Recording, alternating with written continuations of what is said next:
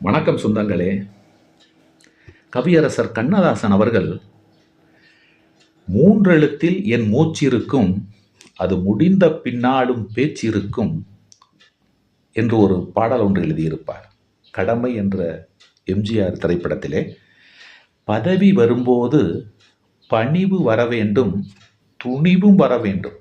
பதவி வரும்பொழுது பணிவு இருக்க வேண்டும். அந்த பணிவு மட்டும் இருந்தால் போதாது, அந்த பணிவோடு எதையும் ஆழ சிந்தித்து எதிர்க்கின்ற துணிவும் வர வேண்டும் என்கிறார். பதவி வரும்போது பணிவு வர வேண்டும், துணிவும் வர வேண்டும் தோழா.